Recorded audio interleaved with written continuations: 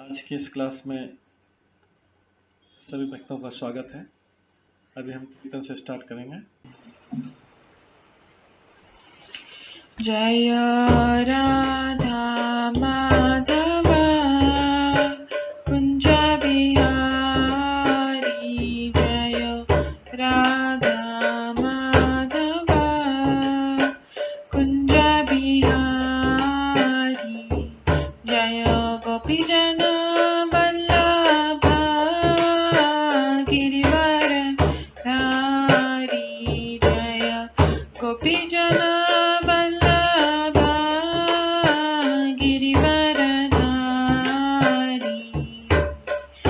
यशोदानन्दन व्रज जनरञ्जन, यशोदानन्दन व्रज जनरञ्जन, यमुनातीरवनचारि, यमुनातीरवनचारि,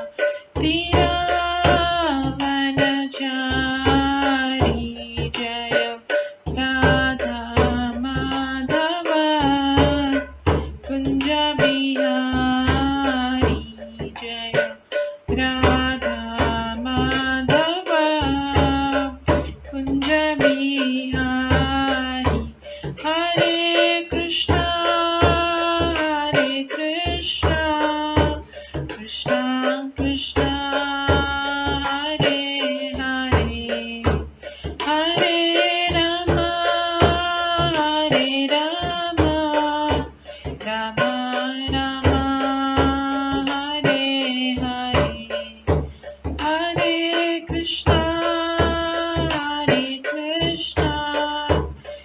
कृष्णा कृष्णा हरे हरे, हरे राम राम राम हरे हरे, हरे कृष्णा कृष्णा कृष्णा हरे हरे, हरे राम राम राम हरे हरे, हरे कृष्णा कृष्णा कृष्णा हरे हरे, हरे राम राम राम हरे हरे, हरे कृष्णा कृष्णा कृष्णा हरे हरे, हरे राम राम राम हरे हरे, हरे कृष्णा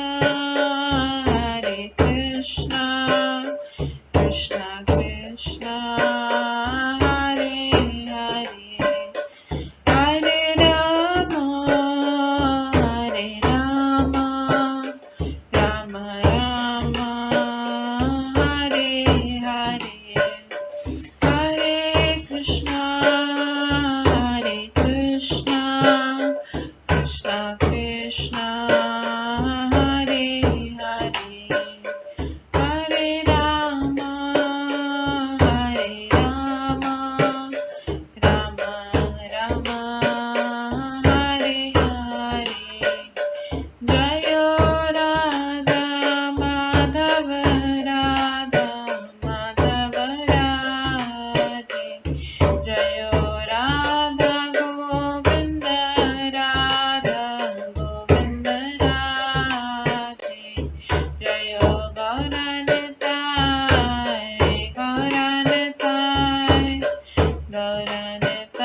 जय गौरनिताय, जय जय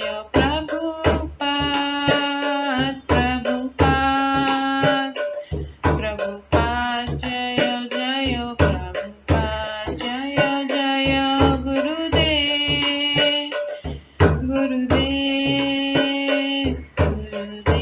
जय जय गुरुदेव, नित्य गौर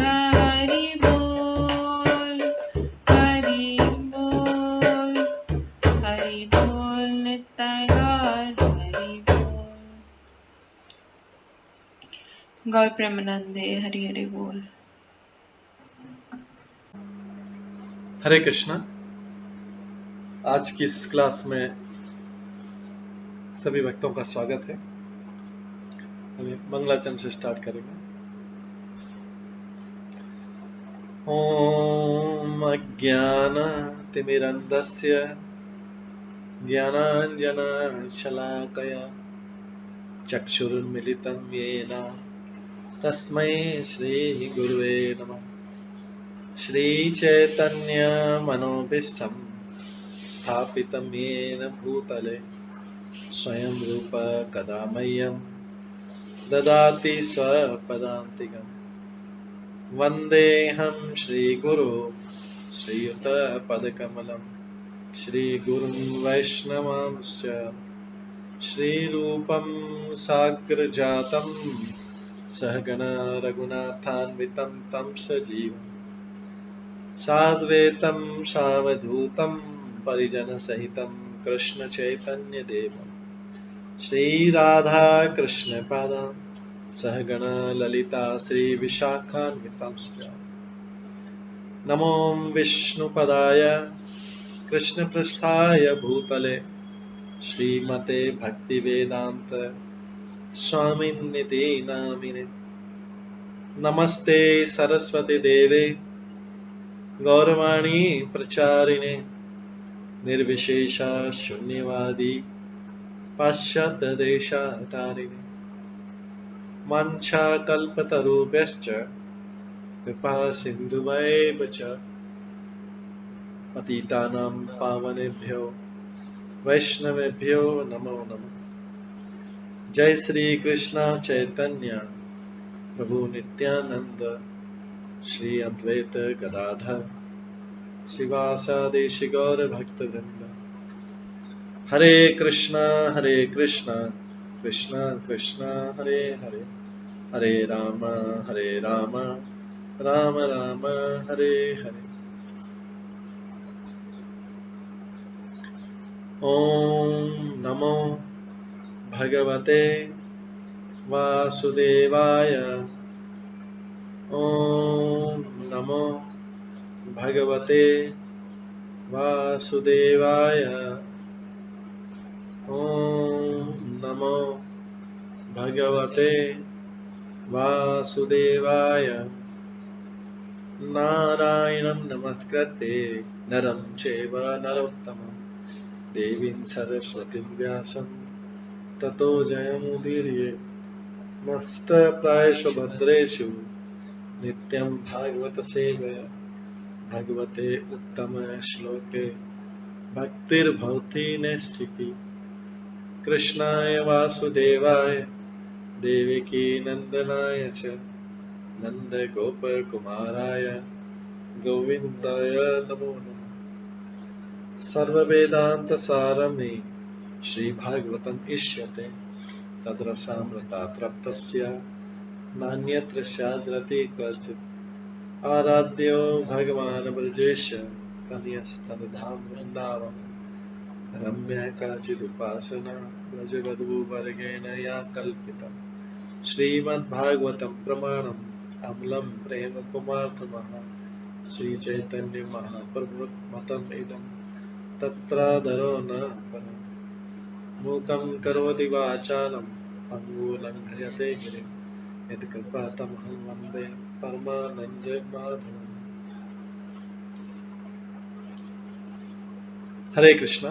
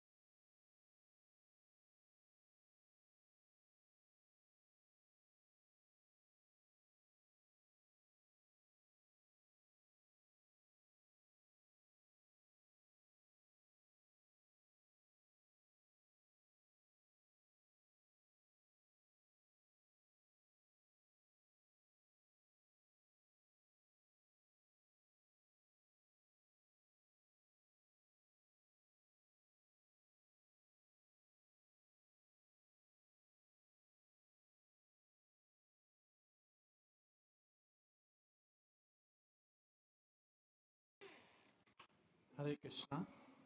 आज की इस क्लास में सभी भक्तों का स्वागत है। कल हम श्रवण कर रहे थे श्रीमद् भागवतम के 10वें स्कंद के 60वें अध्याय से, जिसमें हमने श्रवण किया था रुक्मिणी के साथ कृष्ण का परिहास।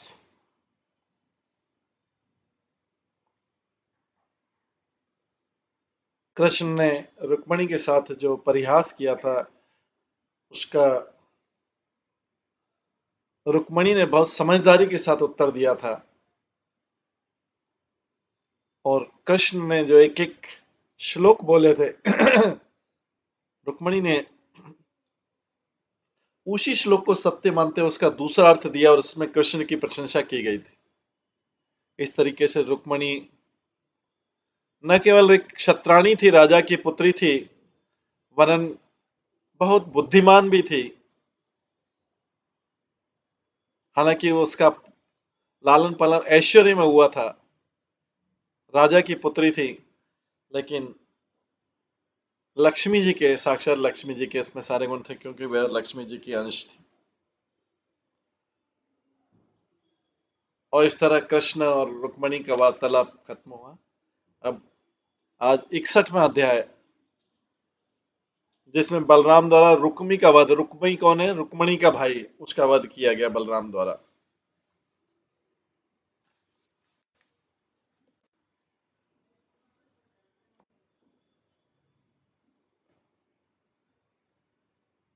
इसका हम श्रवण करते हैं 61वें अध्याय का।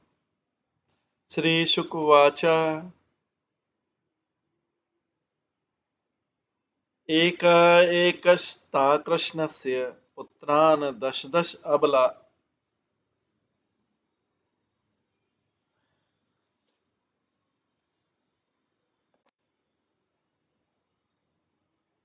आज अजय जनन अनमाना पित्र सर्वात्म संपदा।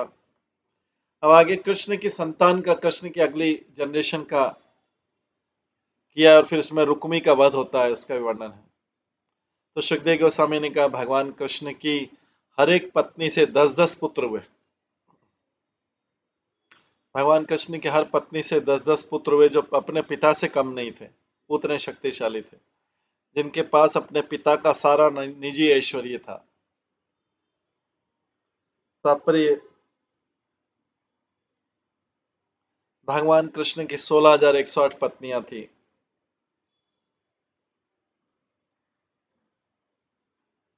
और इस श्लोक के अनुसार कृष्ण के 1,61,080 पुत्र थे।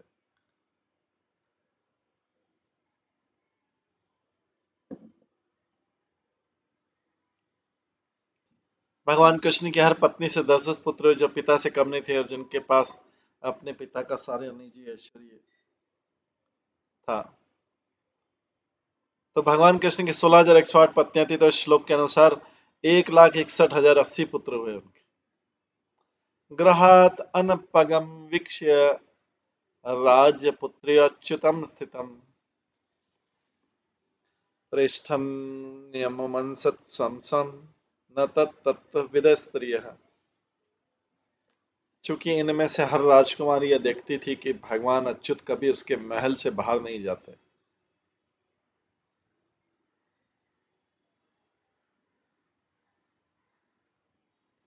चूंकि इनमें से हर एक राजकुमारी देखती थी कि भगवान अच्युत कभी उसके महल के बाहर नहीं जाते थे, अतः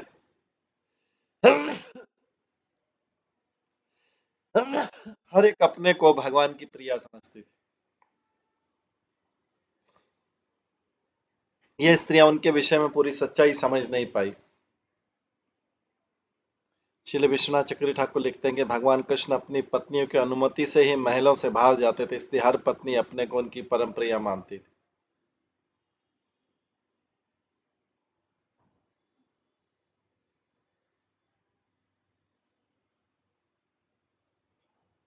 चारु अब्ज कोश बदनायत बाहुनेत्र सप्रेम हास विक्षित बल्गुजल्पे सम्मोहिता भगवत नमन विजेतुम स्वे भ्रमेशं शकनवनीता विष्णु।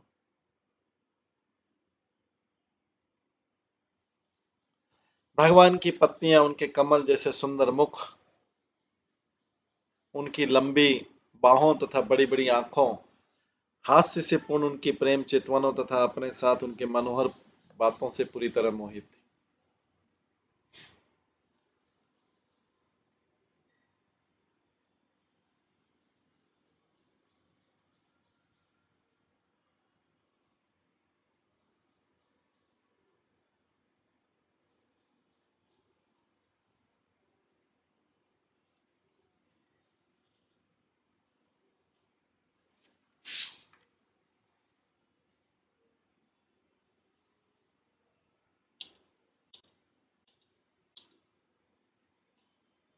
भगवान की पत्नियां उनके कमल जैसे सुंदर मुख, उनकी लंबी बाहों तथा बड़ी बड़ी आंखों, हास्य से पूर्ण उनकी प्रेम में चितवनों तथा अपने साथ उनकी मनोहर बातों से पूरी तरह मोहित।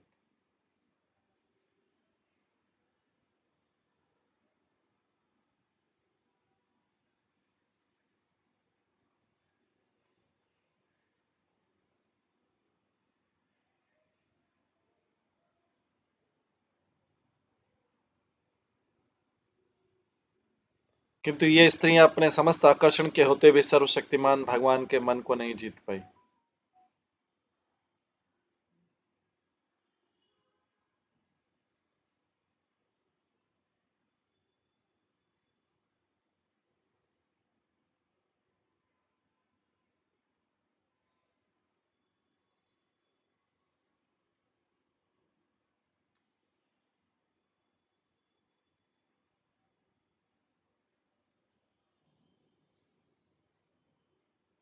किंतु ये स्त्री अपने समस्त आकर्षण के होते हुए भी सर्वशक्तिमान भगवान के मन को नहीं जीत पाई।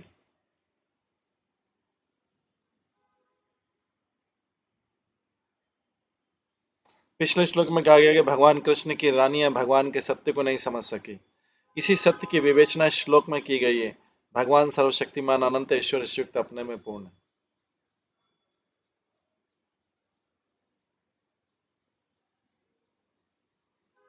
स्मायवलोकालवदर्शित भावहारी भ्रूमण्डल प्रहित सौरत मंत्र शौंडे पत्न्या तु षोडशसहस्रम् अनङ्गबाणे यस्येन्द्रियं विमथितिरुं कर्णेन शेकु।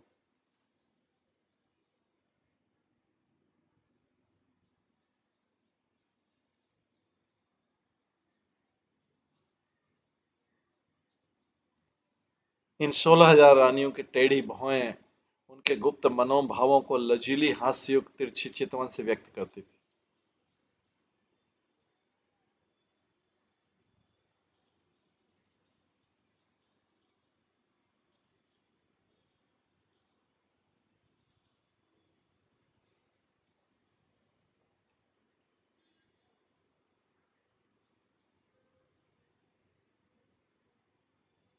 इन 16,000 रानियों की टेढ़ी भौहें उनके गुप्त मनोभावों को लजीली हास्ययुक्त तिरछी चितवनों से व्यक्त करती।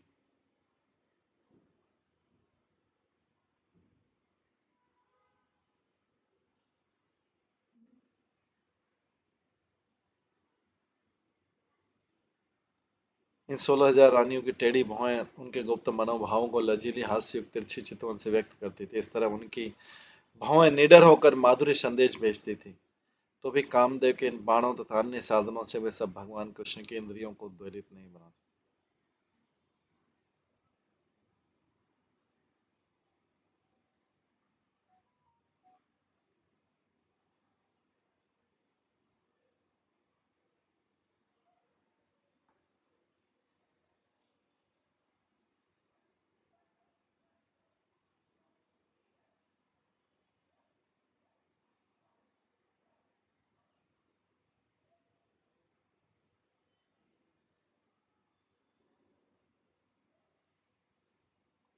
इन 16,000 रानियों की टेढ़ी भौहें उनके गुप्त मनोभावों को लजीली हास्ययुक्त तिरछी चितवनों से व्यक्त करती है।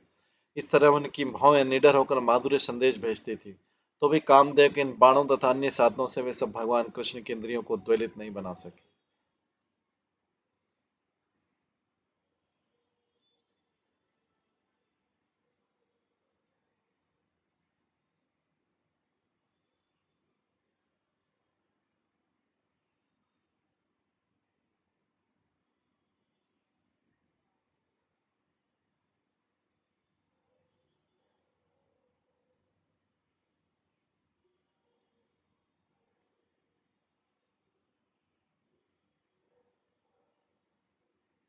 इस तरह उनकी भावनाएं निडर होकर माधुर्य संदेश भेजती, तो भी काम दे के इन बाणों तथा अन्य साधनों से वे सब भगवान कृष्ण की इंद्रियों को उद्वेलित नहीं बना सकते।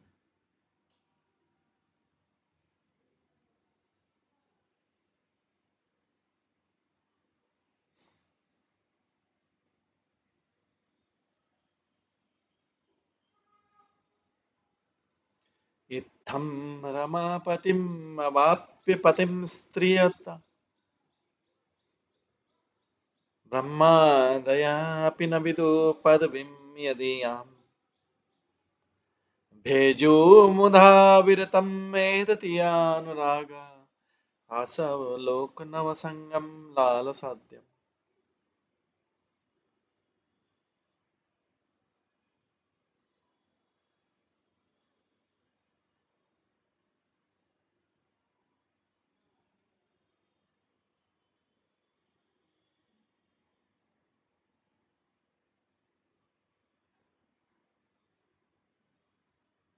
इस तरह इन स्त्रियों ने लक्ष्मीपति को अपने पति के रूप में प्राप्त किया।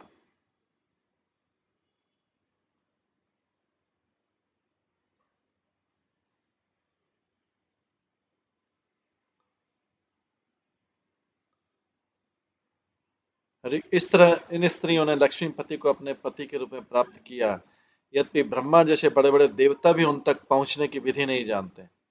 प्रेम में निरंतर वृद्धि के साथ वे उनके प्रति अनुराग का अनुभव करती, उनके हास्य युक्त चितवनों का आदान प्रदान करती, नित्य नवीन घनिष्ठता के साथ उनसे समागम की लालसा करती और अन्य अनेक विधियों से रमण करती।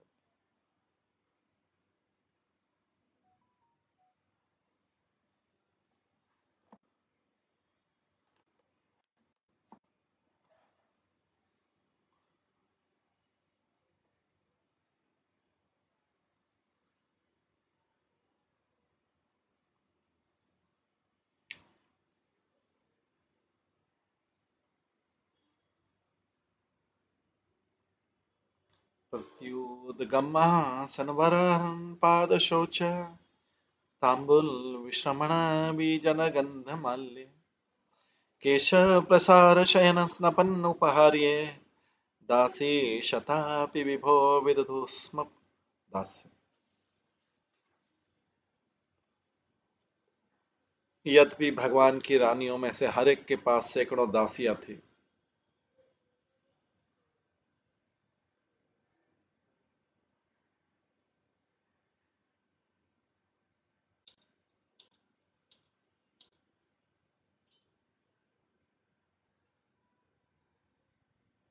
यद्यपि भगवान की रानियों में से हर एक के पास सैकड़ों दासियां थी, फिर भी वे विनयपूर्वक उनके पास जाकर उन्हें आसन देकर उत्तम सामग्री से उनकी पूजा करके, उनके चरणों का प्रक्षालन करके तथा दबाकर उन्हें खाने के लिए पान देकर, उन्हें पंखा जलकर, सुगंधित चंदन का लेप करके, फूलों की मालाओं से सजाकर, उनके केश संवार कर, उनका बिस्तर ठीक करके, उन्हें नहलाकर तथा उन्हें नाना प्रकार की भेंटें देकर स्वयं उनकी सेवा करती।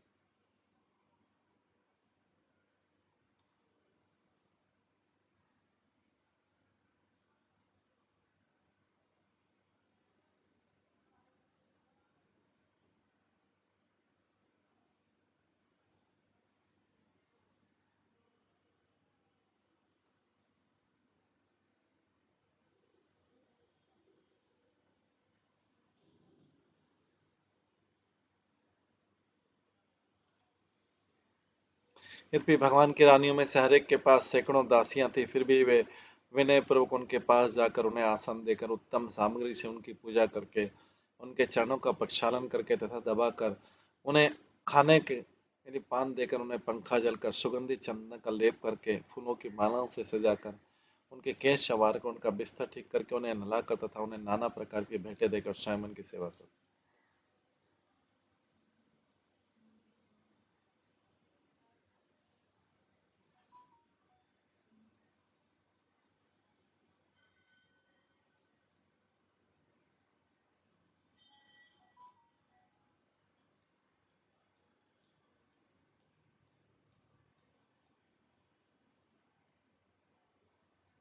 तात्पर्य श्रीधर स्वामी बतलाते हैं कि सुखदेव गोस्वामी भगवान कृष्ण तथा उनकी रानियों की दिव्य लीलाओं का वर्णन करने के लिए इतने उत्सुक रहते थे कि उन्होंने इन श्लोकों की पुनरावृत्ति कर दी। अर्थात इस श्लोक 5 इसी स्कंद के 59वें अध्याय के श्लोक 44 के समान है और श्लोक 6 उसी अध्याय के श्लोक 45 के समान है। श्रील विश्वनाथ चक्रवर्ती ठाकुर बतलाते हैं कि वराहन शब्द सूचित करता है कि रानियों ने भगवान को अंजुलि भर फूल पुष्पांजलि तथा अंजुलि भर रत्नांजलि भेंट की है।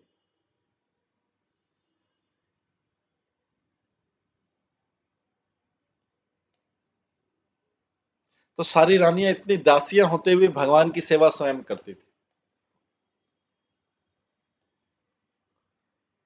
उन्हें पंखा जलती थी, उन्हें चंदन का लेप करती थी, उन्हें फूलों की माला सजा कर करती थी। तासाम या दश पुत्राणाम तासाम या दश पुत्राणाम कृष्ण स्त्रीणाम पुरादिता अष्टो महिष्य तत पुत्रान् प्रद्युम्न आदीन गणामिते।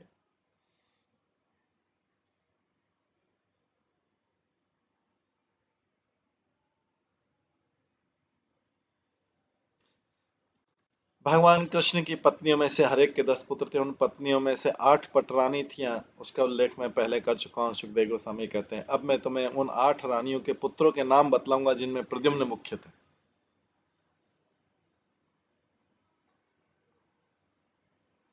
चारुदेशना सुदेशना च चारुदेह च वीर्यवान सुचारु चारु गुप्तश्च भद्र चारु तथा पर चारु चंद्र विचारश्च चार च दशम हरे प्रद्युम्ने प्रमुखा जात रक्मणीयां नवमा पितु।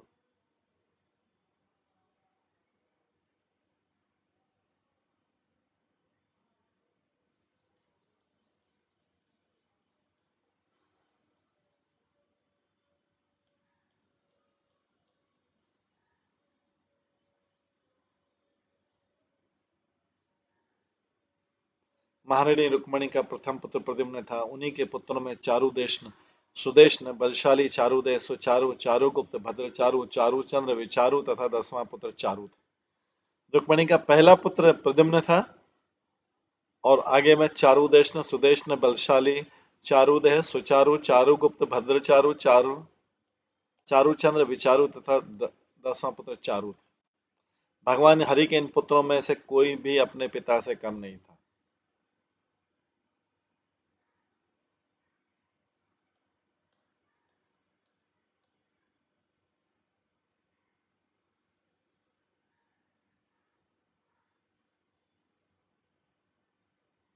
उसके बाद आगे बताते हैं, भानु सुभानु स्वरभानु प्रभान भानुमान तथा चंद्र भानु भानु अति भानु तथा अष्टम श्री भानु प्रतिभानु च सत्य भामात्मजा दश सांब सुमित्र पुरजित शतजित च सहस्त्रजित विजय चित्र केतु च वसु मानु द्रविड़ क्रतु जामवंत्या सुता ही एते साम्य आद्या पितृ सम्मता। सत्यभामा के 10 पुत्र थे।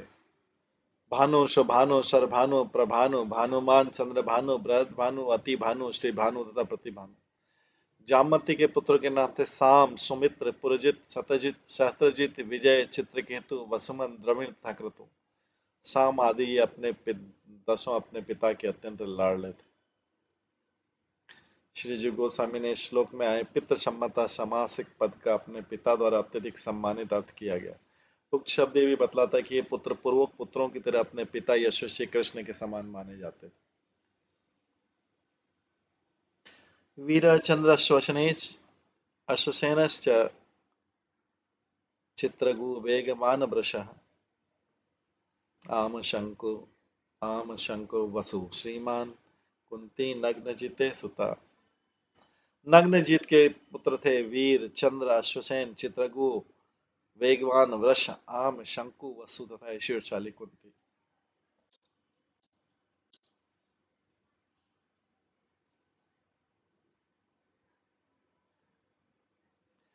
श्रुत कवि वृषीवर श्रुत कवि वृषवीर सुबाहु भद्रे कलह शांति दश पूर्णमासा कालिंदिया सोमका वर। श्रुत कवि वृष वीर सुबाहु भद्र शांति दर्श तथा पूर्णमास कालिंदी के पुत्र थे। उनका सबसे छोटा पुत्र सोमक था। प्रघोष गात्रवान सिंह बल प्रबल उदर्गः माद्रेया पुत्र महाशक्ति सह ओज अपराजितः। माद्रा के पुत्र थे प्रघोष, गात्रवान, सिंह, बल प्रबल उदर्ग, महाशक्ति सह ओज तथा अपराजित। माद्रा का दूसरा नाम लक्ष्मण आदि था।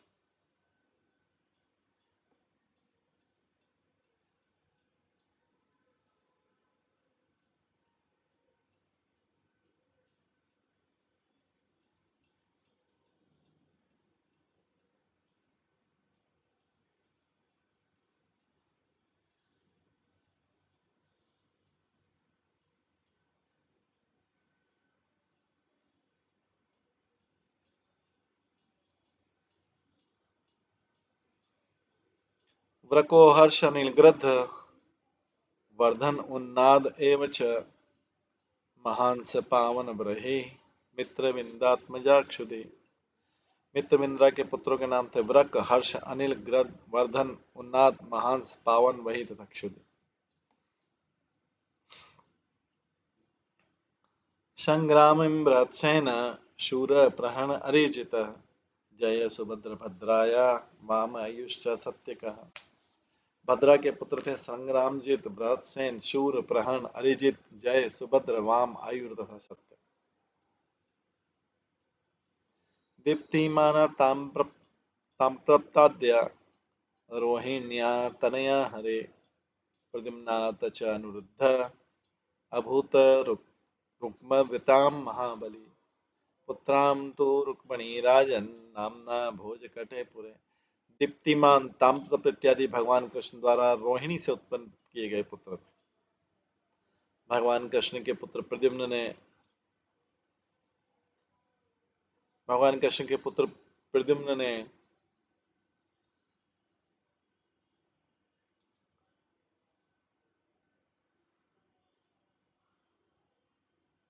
रुक्मी की पुत्री रुक्मवती के गर्भ से शक्तिशाली अनिरुद्ध को जन्म दिया। हे राजन, यह सब तब हुआ जब वे भोज कटक नगर में रह रहे थे। तात्पर्य भगवान कृष्ण की जो 8 पत्नियां थी, रुक्मणी, सत्यभामा, जामवंती, नग्नजिति, कालिंदी, लक्ष्मणा, मित्रविंदा तथा भद्रा, इन 8 के पुत्रों का वर्णन कर चुकने के बाद अब सुखदेव गोस्वामी अन्य 16,100 रानियों के पुत्रों का संदर्भ देते हुए रोहिणी नामक प्रधान रानी के 2 प्रमुख पुत्रों का उल्लेख कर।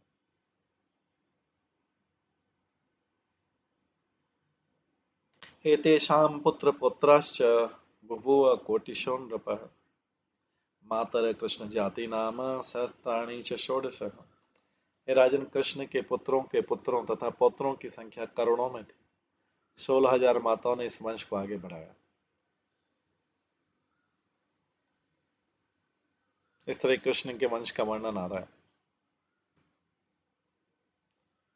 श्री राजोवाच, परीक्षित महाराज कहते हैं, कथम रुक्मी अरे पुत्राय प्रादा दुहितरम युधे कृष्णेन परिभूत तम हन्तुम रंध्रम प्रतीक्षते एतताख्य ही मैं विद्वन विशो वैवाहिकम मिथा। राजा परीक्षित ने कहा, रुक्मी ने कैसे अपने शत्रु के पुत्र को अपनी पुत्री प्रदान की।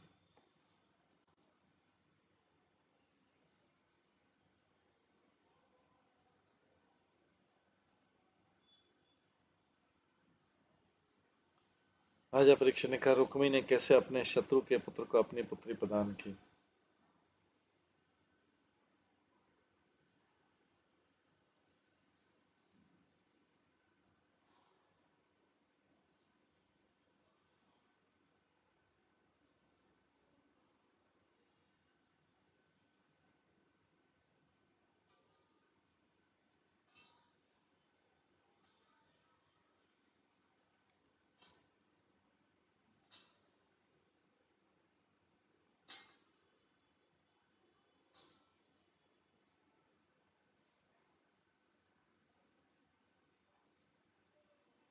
राजा परीक्षित ने रुक्मी ने कैसे अपने शत्रु के पुत्र को अपनी पत्नी प्रदान की। रुक्मी तो युद्ध में भगवान कृष्ण द्वारा पराजित किया गया था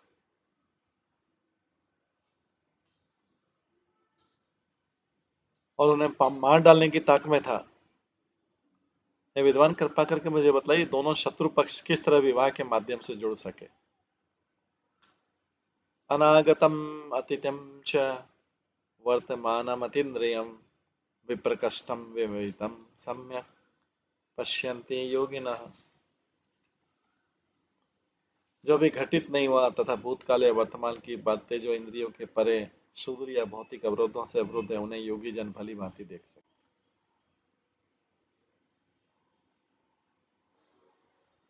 जो अभी तक घटित नहीं हुआ तथा भूतकाल या वर्तमान काल की बातें जो इंद्रियों के परे सुदूर या भौतिक अवरोधों से अवरुद्ध है, उन्हें योगी जन भली भांति देख सकते। तात्पर्य यहाँ पर राजा परीक्षित सुखदेव गोस्वामी को यह बतलाने के लिए प्रोत्साहित करते हैं कि रुक्मी ने अपने पुत्री भगवान कृष्ण के पुत्र प्रद्युम्न को क्यों दी। परीक्षित बल देकर कहते हैं कि सुखदेव गोस्वामी जैसे महान योगी हर बात को जानते हैं, अतः वे इसे वे अवश्य जानते हैं कि उत्सुक राजा से इसे बतलाना चाहिए।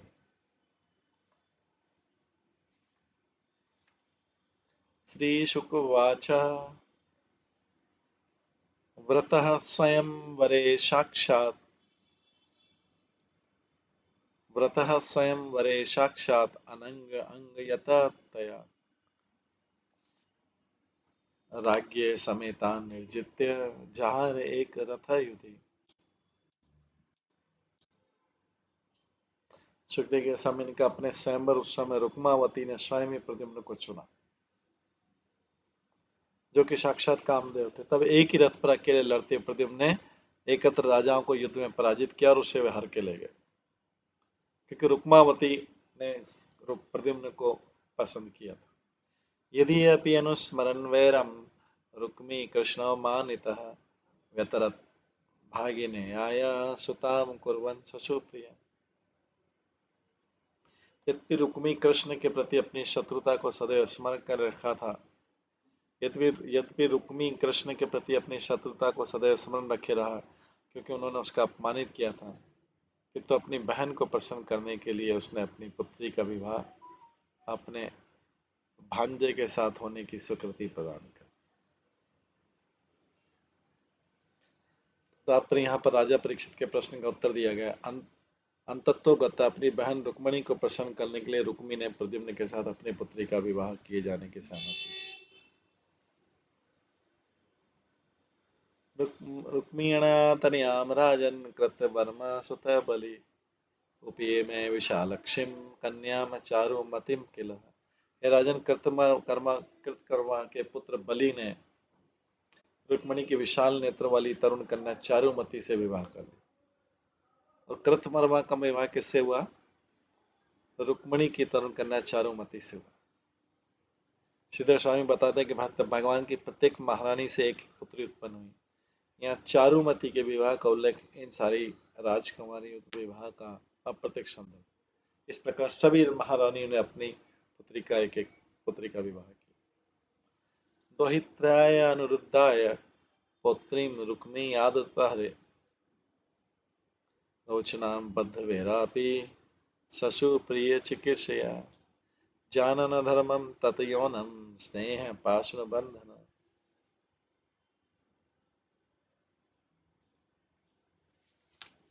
रुक्मी ने अपनी पत्नी रोचना को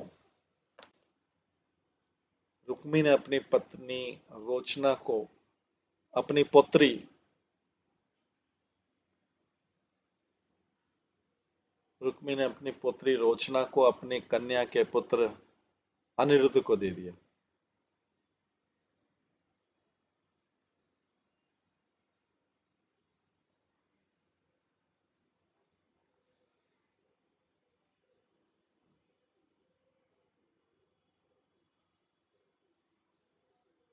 यद्यपि भगवान हरि से उसकी घोर शत्रुता थी।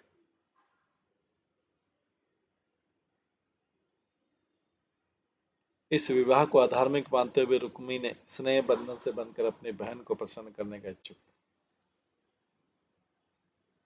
श्रीधर स्वामी कहते हैं कि लौकिक मानदंडों के अनुसार अपनी प्रिय पौत्री अपने कट्टर शत्रु के पुत्र को नहीं देनी चाहिए थी। इस तरह हमें आदेश प्राप्त है कि द्विषंदन्न न भोक्तव्यम दिशांतर नैव भोज्यते। मनुष्य को चाहिए कि न तो शत्रु का भोजन करे न शत्रु को खिलाए। इसके अतिरिक्त भी निषेध है। अस्वर्गम लोक अभिदिष्टम धर्मम में प्याचारण, तो स्वर्ग की यात्रा को रोकने वाले या मानव समाज के लिए निंद्य धार्मिक आदेशों का पालन नहीं करना चाहिए।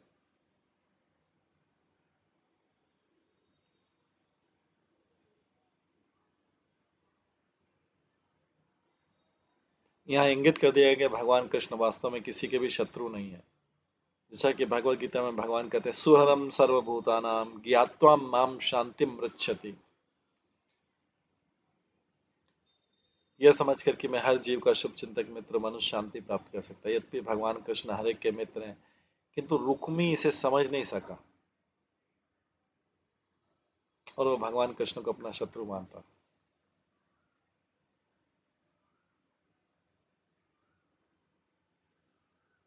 फिर वे अपनी बहन के स्नेहवश से अपनी पोत्री का विवाह अनुरुद्धि के साथ कर दिया।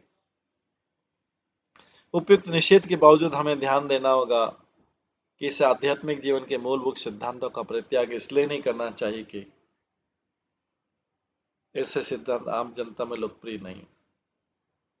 जैसे कि भगवान कृष्ण ने भगवत गीता में कहा, सर्वधर्मान् परित्यज्य मामेकं शरणं व्रज। आध्यात्मिक कर्तव्य में परम करते हुए भगवान की शरणागति, और वो करते हुए बाकी सब आदेशों से ऊपर है। यही नहीं, इस युग में श्री चैतन्य महाप्रभु ने एक ऐसी शुद्ध विधि प्रदान की जो समस्त निष्ठावान व्यक्तियों को भगवान की शरण में न जाने के लिए आकर्षित करेगी।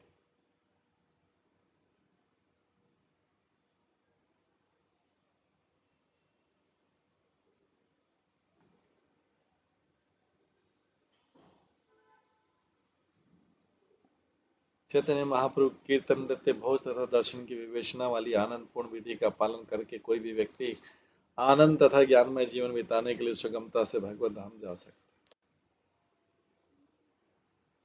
तो भी कोई यह दलील पेश कर सकता है कि कृष्ण भावनामत आंदोलन के सदस्यों को पाश्चात्य देशों में उन उत्सवों या कार्यकलापों का अभ्यास नहीं करना चाहिए जो आम जनता को अप्रसन्न करते हैं।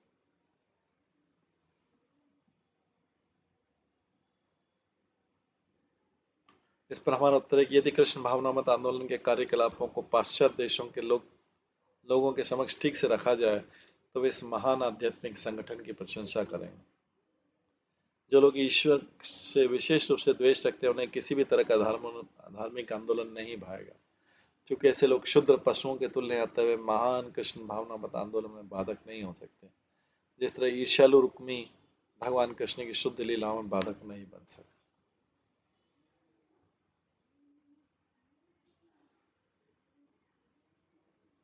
तस्मिन्नभ्युदये राजन् रुक्मिणी नाम केशव पुरम भोजकटं जगमो सांब प्रद्युम्न आदय। हे राजा, उस विवाह के उल्लासपूर्ण अवसर पर महारानी रुक्मिणी, बलराम, कृष्ण तथा कृष्ण के अनेक पुत्र जिनमें साम तथा प्रद्युम्न मुख्य थे, भोजकट नगर गए। भोजकट नगर रुक्मी, जो कि शिशुपाल का पुत्र था, रुक्मिणी का भाई, जो कि भीष्मक राजा भीष्मक का पुत्र था, रुक्मिणी का भाई था, उसकी राजधानी थी। तो जो विवाह हुआ था राजा, उस विवाह के अवसर पर महारानी रुक्मिणी, बलराम, कृष्ण और कृष्ण के अनेक पुत्र जिनमें साम तथा प्रद्युम्न मुख्य थे, भोजकट नगर गए। तस्मिन् निवृते उद्वाहे कलिंग प्रमुखान रपा तप्तास्ते रुक्मिणीम् प्रोचु बलम अक्षय विनिर्जय अनक्षज्ञ। अनक्षज्ञो हम राजन्पि तद व्यसनम महत् इति युक्तो बलमाह्यो तेनाक्षी रुक्मी अद्वितीय। विवाह होने चुकने के बाद कलिंग राज इत्यादि दंभी राजाओं की टोली ने रुक्मी से कहा, तुम्हें चाहिए कि बलराम को चौसर में हरा दो। विवाह हो चुकने के बाद कलिंगराज इत्यादि दंभी राजाओं की टोली ने रुक्मी से कहा, तुम्हें चाहिए कि बलराम को चौसर में हरा दो। हे राजन, वे चौसर में पटु नहीं है, फिर भी उन्हें इसका व्यसन है। इस तरह सलाह दिए जाने पर रुक्मी ने बलराम को ललकारा, उनके साथ चौसर की बाजी खेलने लगे। शतम सहस्त्रम अयतम राम तत्र आदते तम तो रुक्मी अजयत तत्र कलिंग प्रहसत फलम दंतान संदर्शयन्नुच्छे न मृत्स्य तत् हलायुध।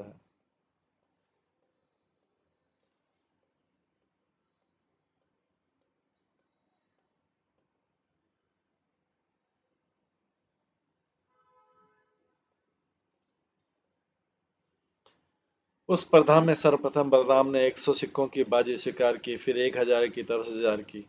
रुक्मी ने इस पहली पारी को जीत लिया और कलिंगराज अपने सारे दांत निपोर कर बलराम पर हंसा। कलिंगराज जो था दुष्ट राजा था, रुक्मी का रुक्मी का साथी था, तो हंसने लग गया बलराम को पर, क्योंकि उसी ने सलाह दी थी कि बलराम को चीटिंग करके हरा दो। कलिंगराज, बलराम इसे सहन नहीं कर पाया।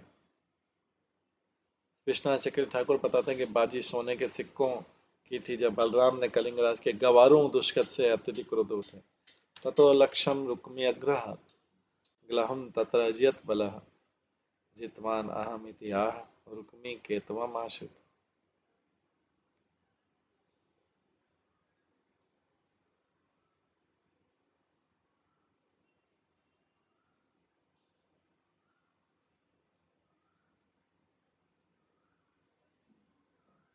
इसके बाद रुक्मी ने 1 लाख सिक्कों की बाजी लगाई, जिसे बलराम ने जीत लिया।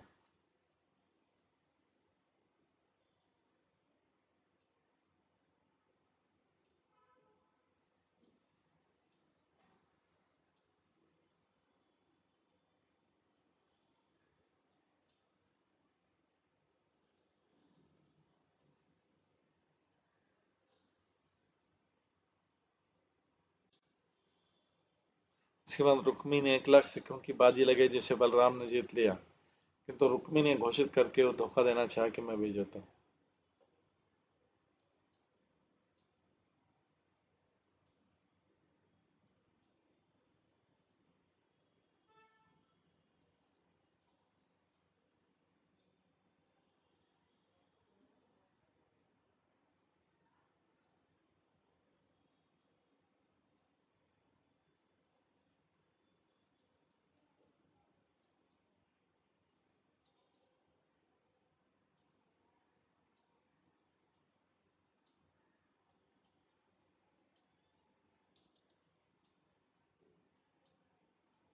इसके बाद रुक्मी ने 1 लाख सिक्कों की बाजी लगाई, जिसे बलराम ने जीत लिया।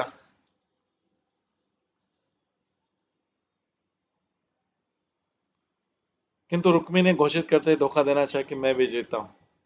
मन्युना क्षुभितः श्रीमान समुद्र इव पर्वणि जात्यारुणक्षति रूषा निर्बदन ग्लहम। रूपवान बलराम ने, जिनके लाल लाल नेत्र क्रोध से और अधिक लाल हो रहे थे, पूर्णमासी के दिन उफनते हुए समुद्र की भांति क्रुद्ध होकर 10 करोड़ मोहरों की बाजी लगाई। तम चापि जितवान नाम धर्मेण छलमाश्रितः रुक्मी जितम मयात्रे में वदंतु प्राश्निका इति। इस बाजी को भी बलराम ने स्पष्ट जीत लिया था, किंतु रुक्मी ने फिर से छल करके घोषित किया कि मैं जीता हूँ। यहाँ उपस्थित ये गवाह कहें जो उन्होंने देखा है। जब रुक्मी ने गवाहों से कहने के लिए किया तो निसंदेह उसके मन में उसके साथी थे, किंतु जब उसके गवाहों ने अपनी छली मित्र की सहायता करनी चाहिए तो एक अद्भुत घटना घटी, जिसका वर्णन होता है। तदा ब्रवीत नभवाणी बलेन एव जितग्लः धर्मत्वचनेन एव रुक्मी वदति वेमशा। तभी आकाशवाणी हुई कि इस बाजी को बलराम ने न्यायपूर्वक जीता है।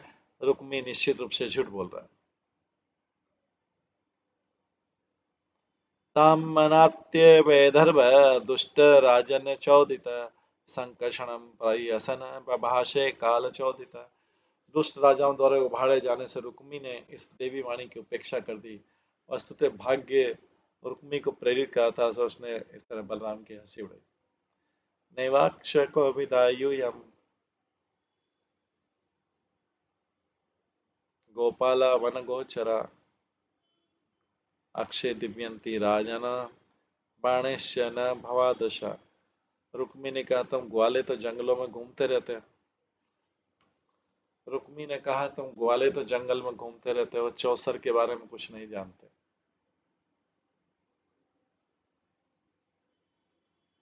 चौसर खेलना और बाण चलाना तो एकमात्र राजाओं के लिए, तुम जैसों के लिए नहीं।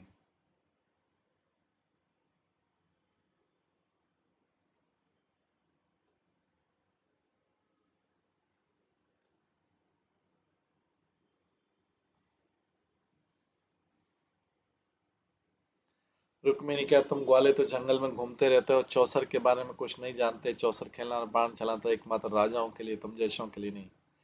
रुक्मिणा एवं अधिक्षिप्त राजभीच उपासित क्रुद्ध परिग्रह गम्य जघ्ने तम नम संसदि। इस प्रकार रुक्मी द्वारा अपमानित करने तथा राजाओं द्वारा उपहास किए जाने पर बलराम का क्रोध भड़क उठा। उन्होंने शुभ विवाह की सभा में अपनी गदा उठाई और रुक्मी को मार डाला। कलिंगराजम तरसा गृहीत्वा दशम पदे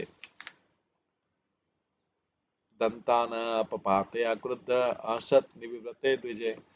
कलिंग के राजन ने जो बलराम पर हंसा था, जिसने अपने दांत निपोरे थे और भागने का प्रयास किया था, कि तो कुंद बलराम ने तेजी से उसे 10वें कदम पकड़कर उसके सारे दांत तोड़ डाले।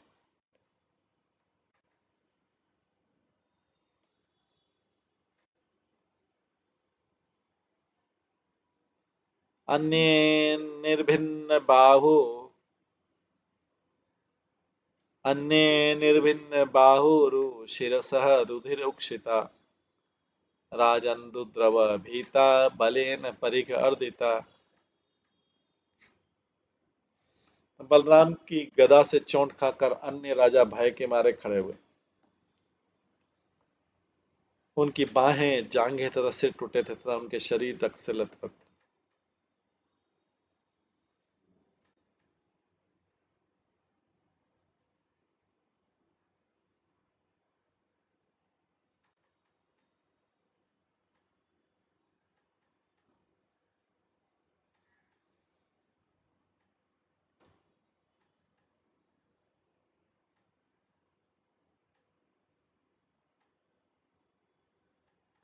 निहते रुक्मणी श्यालेन प्रवृत साधु साधु वा रुक्मणी बलयो राजन स्नेह भंग भयात हरि। हे राजन, जब भगवान कृष्ण का साला मारा गया, मतलब रुक्मी मारा गया, मार डाला गया, तो उन्होंने न तो इसे सहारा न ही विरोध प्रकट किया।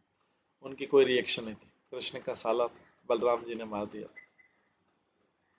क्योंकि उन्हें भय था कि रुक्मणी या बलराम से स्नेह बंधन बिगड़ सकते हैं।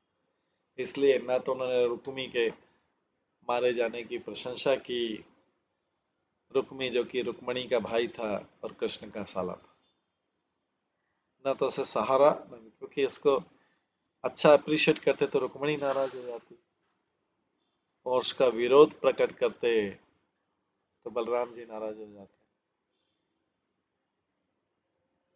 तो इसलिए भगवान ने कोई प्रतिक्रिया व्यक्त नहीं की।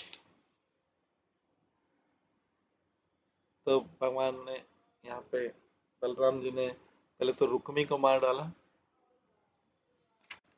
जो रुक्मणी का भाई था। फिर कलिंग का राजन, उसके सारे दांत तोड़ डाले, क्योंकि दांतों से हंस रहा था। और बाकी सब राजाओं के बाहें, जांघ से टूटे और शरीर रक्त से लथपथ।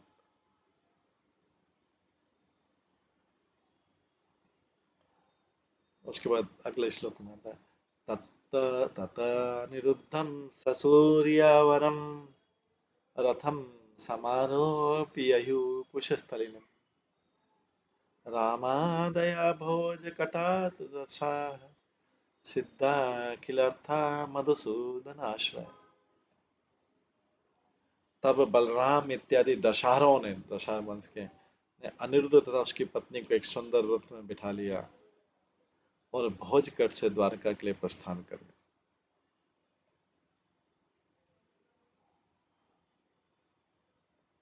दशहर अनिरुद्ध तथा उसकी पत्नी को एक सुंदर रथ में बिठा लिया और भोजकट से द्वारका के लिए प्रस्थान करने लगे। भगवान मधुसूदन की शरण ग्रहण करने से उनके सारे कार्य पूर्ण हो गए। भगवान कृष्ण की शरण करने से सारे कार्य पूरे हो गए। तात्पर्य, यद्यपि रुक्मणी समस्त दशहरों को अति प्रिय थी, दशहरा मतलब जो यदुवंश के थे, किंतु उनका भाई रुक्मणी रुक्मणी के विवाह के समय से ही कृष्ण का निरंतर विरोध और अपमान करता रहा था। श्री विश्वनाथ चक्रवर्ती ठाकुर कहते हैं, इसी कारण से कृष्ण के संगियों को रुक्मी की आकस्मिक वृत्ति से कोई संताप नहीं हुआ। इसलिए कृष्ण के संगियों को रुक्मी की आकस्मिक मृत्यु से कोई संताप नहीं हुआ। इस प्रकार बलराम द्वारा रुक्मी का वध हुआ।